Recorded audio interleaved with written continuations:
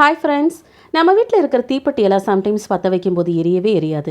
அதில் ஈரப்பதம் இருக்கிறனால சம்டைம்ஸ் அப்படி ஆயிரும். நம்ம வீட்டில் இருக்கிற எக்ஸ்பைரியான பவுடர் இல்லைன்னா யூஸ் பண்ணுற பவுடரே இருந்தாலும் சரி, அந்த பவுடரை கொஞ்சமாக தீப்பெட்டிக்குள்ளே நீங்கள் போட்டு விட்டுக்கோங்க. அது மட்டும் இல்லாமல் இந்த ஓரத்துலேயும் இதே போல் நீங்கள் தேய்ச்சி விட்டுக்கோங்க.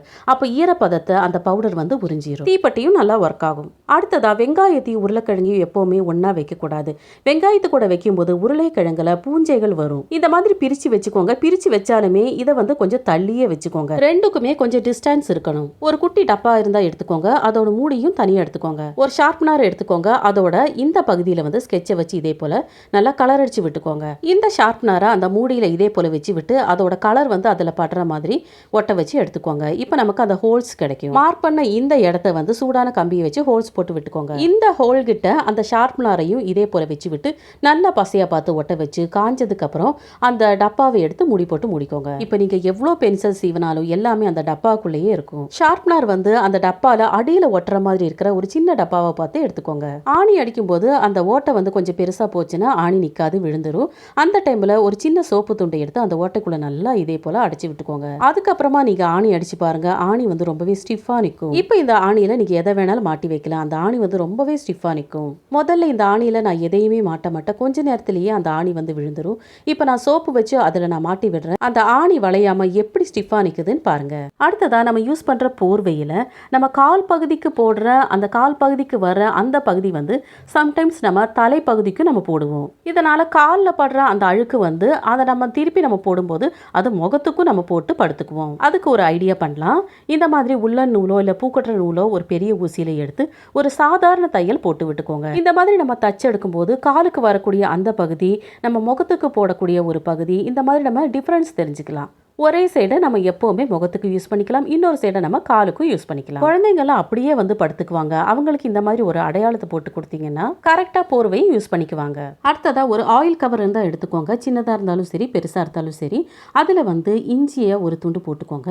3 பல் பூண்டையும் போட்டுக்கோங்க. இஞ்சி பூண்டு பேஸ்ட்டு நம்ம இப்போ ரெடி பண்ண போகிறோம். இந்த மாதிரி நீங்கள் எண்ணெய் கவரில் போட்டு நல்லா இதே போல் தட்டி கொடுத்துட்டீங்கன்னா நல்லாவே அந்த இஞ்சி பூண்டு பேஸ்ட் வந்து ரெடி ஆயிரும். இந்த கவர் கெட்டியாக இருக்கிறதுனால நல்லாவே நமக்கு இந்த மாதிரி இடிக்க முடியும். இந்த மாதிரி இந்த கவரை யூஸ் பண்ணி அதுக்கப்புறமா இந்த ஆயில் கவரை வந்து நீங்கள் தூக்கி போட்டுடலாம். இந்த மாதிரி நூலெல்லாம் நிறைய இருந்துச்சுன்னா அந்த நூல் கண்டு வந்து அப்படியே கண்டு வராமல் இருக்கிறதுக்கு பிளேடால் இதே போல் லைட்டாக கீறி விட்டுக்கோங்க. அதுக்கப்புறமா அந்த நூலை வந்து அந்த கீறின அந்த பகுதியில் இதே போல் டைட்டாக மாட்டி விட்டிங்கன்னா அந்த நூல் வந்து கண்டு விழாமல் அப்படியே இருக்கும். அடுத்ததாக ஒரு பெரிய பவுல் எடுத்துக்கோங்க. அதாவது உங்கள் வீட்டில் இருக்கிற ஜல்லடை வந்து எதில் இதே போல் இன்சர்ட் ஆகுமோ அந்த மாதிரி இருக்கிற பவுல் எடுத்துக்கோங்க. இந்த மாதிரி எடுத்து நீங்கள் சலிக்கிறதுக்கு யூஸ் பண்ணும்போது நீங்கள் சலிக்கும் போது தனியாக பேப்பரோ ஏதாவது துணியை நீங்கள் விரிக்க வேண்டிய தேவையே இல்லை.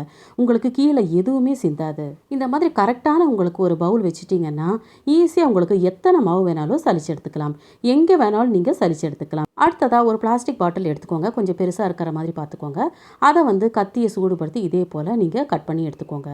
இந்த மாதிரி கட் பண்ணி எடுத்ததுக்கப்புறம் ஒரு ஸ்கெட்ச் எடுத்துக்கோங்க. ஸ்கெட்சை வச்சு ஒரு பெரிய யூவாட்டை வரைஞ்சி விட்டுக்கோங்க.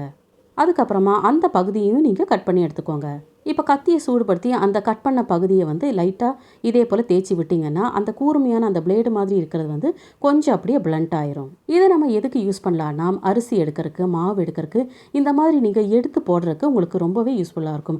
நிறைய குவான்டிட்டி இதில் பிடிக்கும். ஒரு பாத்திரத்துலேருந்து இன்னொரு பாத்திரத்துக்கு மாற்றுறதுக்கு ரொம்பவே யூஸ்ஃபுல்லாக இருக்கும். நம்ம வீட்டில் இருக்கிற ஹாட் பாக்ஸ் வந்து ரொம்ப நேரம் சூடு நிற்கிறதுக்கு அதில் வந்து சுடு தண்ணியை ஊற்றி வச்சுக்கோங்க. அடிக்கடி இதே போல் ஊற்றி வச்சுக்கோங்க.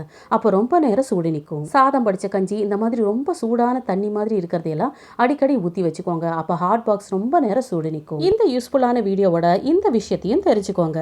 20 மடங்கு விரிவடையக்கூடிய நம்மளுடைய உடல் உறுப்பு எது தெரியுமா? வயிறு. இந்த வீடியோ உங்கள் எல்லாருக்கும் ரொம்பவே பிடிச்சிருக்குன்னு நம்புகிறேன். தேங்க்ஸ் ஃபார் வாட்சிங்.